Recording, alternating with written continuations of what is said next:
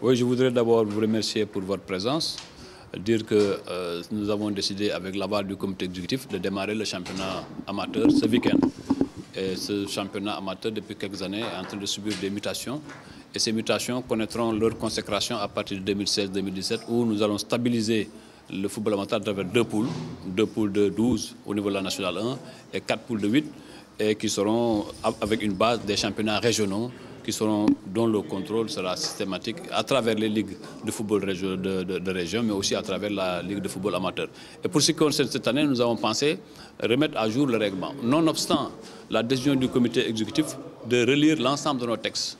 Et cette relecture de nos textes aboutira à des propositions. Ces propositions seront étudiées en comité exécutif qui les proposera en Assemblée générale pour qu'on ait des textes qui traversent plus de temps, qui traverse les hommes, mais aussi qui traverse plus de temps. Et en attendant cette mutation autour de nos textes, au niveau du championnat de football amateur, nous avions un règlement du championnat qui est annuel. Ce règlement-là, nous avons constaté d'abord qu'entre nous et le football professionnel, pour départager les équipes en fin de championnat, la Ligue professionnelle se fonde sur le critère du goal différentiel général. Nous continuons à nous prévaloir du goal différentiel particulier.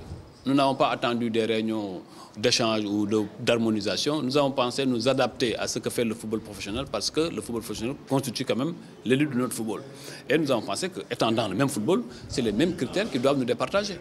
Et fondamentalement, nous l'avons adopté au niveau du règlement et le règlement a été adopté par le comité exécutif qui l'a accepté. Donc, le premier changement, c'est à ce niveau. Le deuxième, c'est au niveau de l'identification de nos joueurs. Nous avons constaté qu'un joueur peut avoir un carton rouge le samedi et mercredi aller jouer sur une autre identité. Parce que l'arbitre aurait dit, oui, je l'identifie.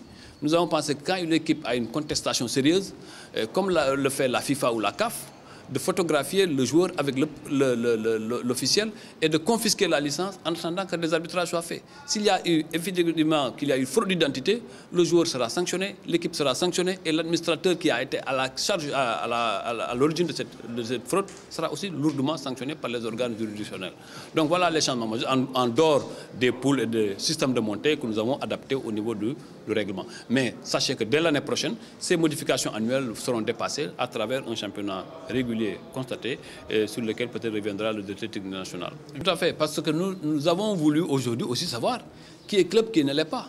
On ne peut pas avoir un club dans un sacoche et puis venir à l'Assemblée générale, se présenter, après l'Assemblée générale, on disparaît.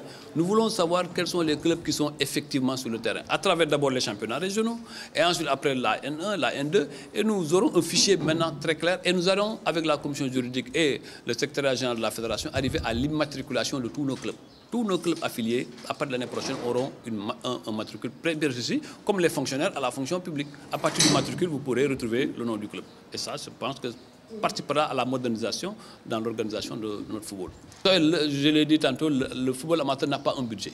C'est-à-dire que le football amateur est placé sous l'autorité et sous le contrôle direct de la Fédération sénégalaise de football. C'est la fédération qui nous alimente en fonction de nos journées, en fonction de nos besoins posés ponctuellement. Quand vous marquez un but dans des camps, c'est fondamentalement la même chose. Maintenant, ce qui n'était pas normal, c'est que deux clubs soient départagés différemment d'un football à un autre. Du football professionnel au football amateur, que des clubs soient départagés différemment. C'est ça que nous avons changé. Nous n'avons pas changé fondamentalement la structuration des choses.